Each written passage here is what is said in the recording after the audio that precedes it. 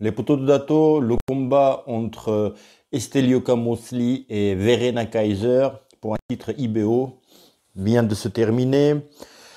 Estelio Camosli a battu, donc a conservé sa ceinture et il y a des choses à dire. Globalement, ce combat, j'ai bien aimé. Elle a bien géré Estelle, mais il y a quelques défauts qui m'ont fait peur au début du round. Les premiers quatre rounds m'ont fait peur. Alors, les premiers deux rounds, et j'ai remarqué aussi que Estelle, elle a du mal, c'est pas son premier combat, dont elle a du mal à rentrer dans son combat. Les deux rounds, exactement. Troisième round, ça va.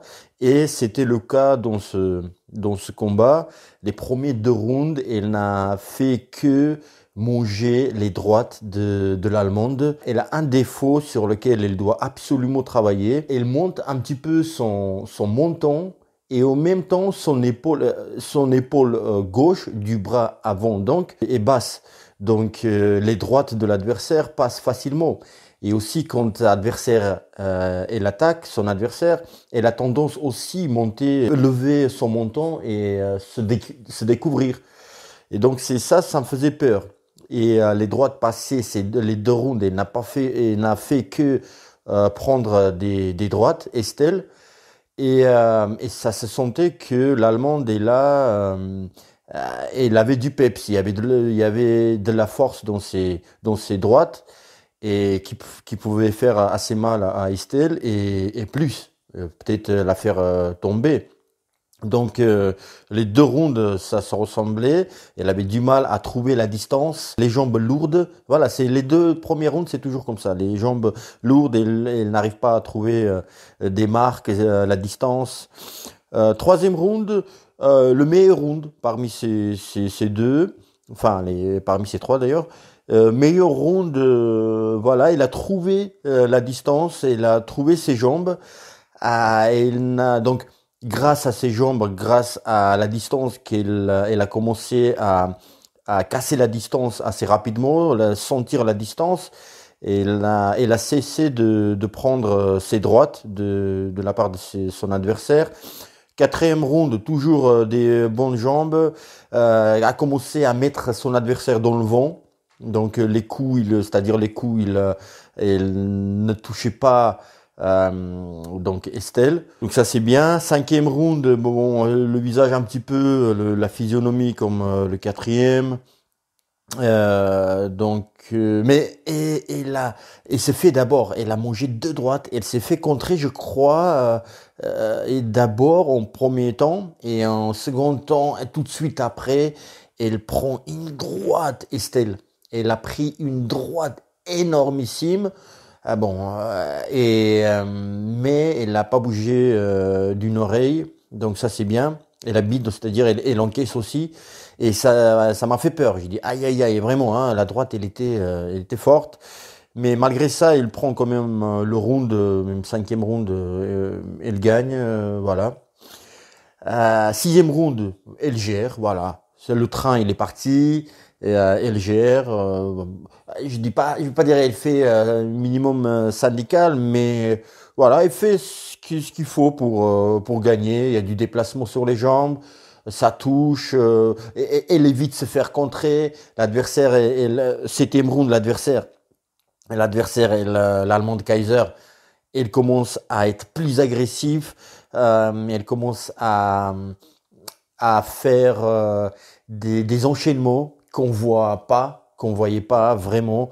Elle faisait que un coup, elle travaillait sur un coup ou un deux, gauche ou droite seule. Rarement elle faisait un deux. Donc voilà. Et ce qui manquait, c'est peut-être les enchaînements. Et d'ailleurs, on a vu les peu d'enchaînements qu'elle a fait Kaiser.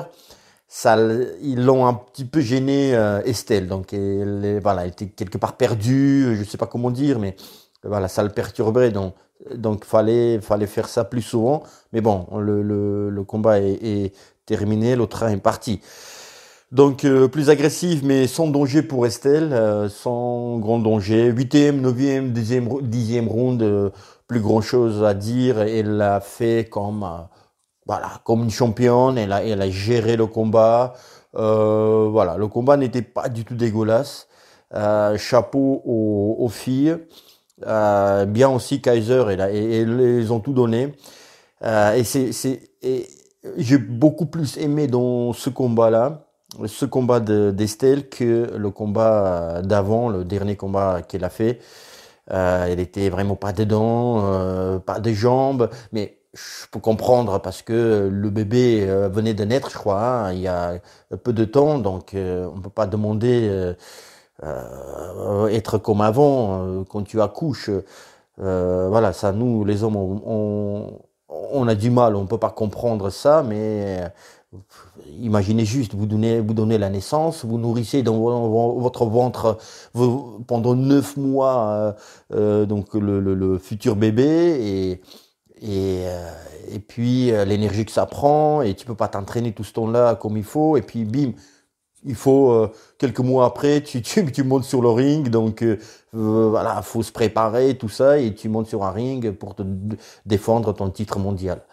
Donc voilà, chapeau, un grand chapeau. Je suis satisfait. Je suis satisfait pour Estelle. Je suis pas inquiet pour ses futurs combats, même si elle va chercher, elle a envie d'aller chercher les 4 championnes, qui sont pas des cadeaux du tout. Donc il y a un level, un niveau au-dessus. Au-dessus, pas de niveau d'Estelle, mais niveau que les adversaires elle a confronté, pardon, voilà, tous ces adversaires en pro qu'elle a confrontés. Donc ces adversaires, les 4 championnes sont, voilà, c'est autre chose. Donc voilà, les erreurs, faut travailler sur la tête, ça, voilà, le montant, il faut que ça reste bas, voilà, les yeux hauts, et quand on t'attaque, il faut pas lever la tête. Attention, parce que si quelqu'un elle a du timing, son adversaire, elle a un beau timing, et plus c'est un bon punch, ça peut contrer et faire mal, voire plus. Donc voilà, il y a des choses comme ça. Estelle aussi, un petit peu la précision. Faut travailler un petit peu la précision. Il y a débit de coups. Elle travaille sur le débit, en fait. Et là, les coups, ça envoie. Mais il faut peut-être quelque part prendre le temps, et pour être précise, et, et faire mal. Voilà. C'est les deux choses aussi.